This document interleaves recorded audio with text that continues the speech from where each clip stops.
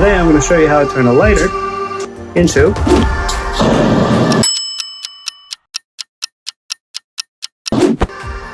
okay, so here we have a regular lighter. I chose a lighter that was clear in body so you guys can see what's going on inside. But just to give you a quick overview of the anatomy of the lighter.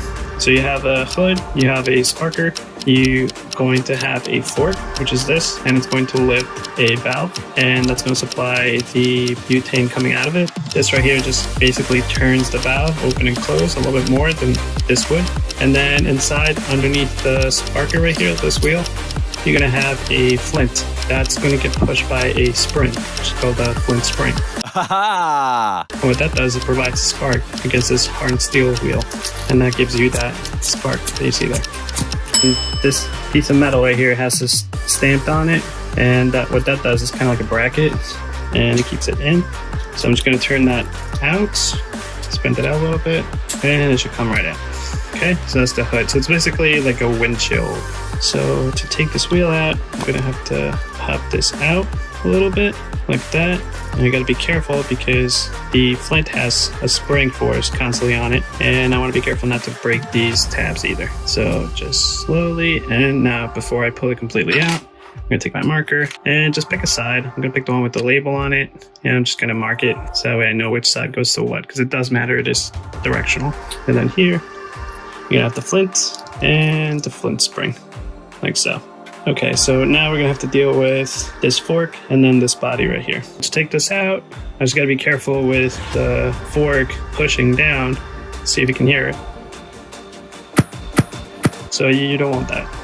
So we got the fork out, finally. I'll put that there. And then this adjustment low knob thing. Now you see how it has these like teeth inside, right there. So these are used to turn this knob right here, which is kind of like a gear teeth. So that adjusts the height of the valve, which allows more or less flow through it. Now to take this out, this jet right here, you're gonna have to unscrew this part of the valve. And when you do that, this is under pressure, so that's gonna come out. So I'm gonna do this outside, okay? All right, I'll be right back. So I'm back and the fans are on just in case. I don't know if you can see, I'm missing the restrictor right there. I went ahead and took it out and I screwed the jet part in. So the next thing is we're going to put everything back together where it was. The only thing is that instead of screwing this all the way down, as you can see there, we're gonna leave it out maybe halfway out and we'll adjust it as we go. We'll see how big a flame we want and all that. All right, so I put everything back except for the spark wheel and the flint with the flint spring inside. You can see that coming out.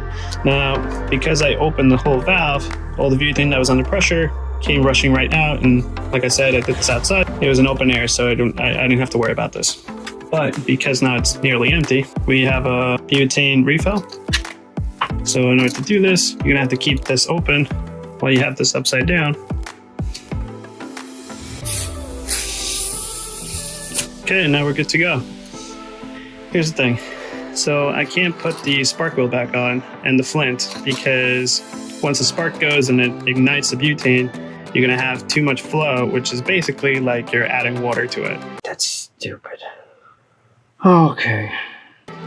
So you're drowning the fire kind of thing. So it can't keep up. It can't burn as fast as it's coming out. So because of that, we're gonna use something else, another lighter basically, and this at a safer distance, and then we can light it up. It's ready? So I'll fire it and like that. So I get a nice little fire. Okay, then light it up. There we go. If you can turn this up, so unscrew it so the valve comes up more, then you've got a bigger flame. You can probably get like a good foot and a half, something like that, over range. But you want to be careful with that. And again, don't try this at home. This is just for me to show you what process that I went through and for your entertainment purpose. Okay. Plus this might come in handy at a later project. Plus it's neat to know how things work, huh? All right, so I'm gonna light it up, fill it, and then let it rip. Cool. How'd you guys like this project? Quick and simple, right? So I hope you guys enjoyed this video. And please consider subscribing if you want to see more videos like this, or comment below if you have an idea and you want us to try it. Okay? Enjoy your holiday. Bye guys.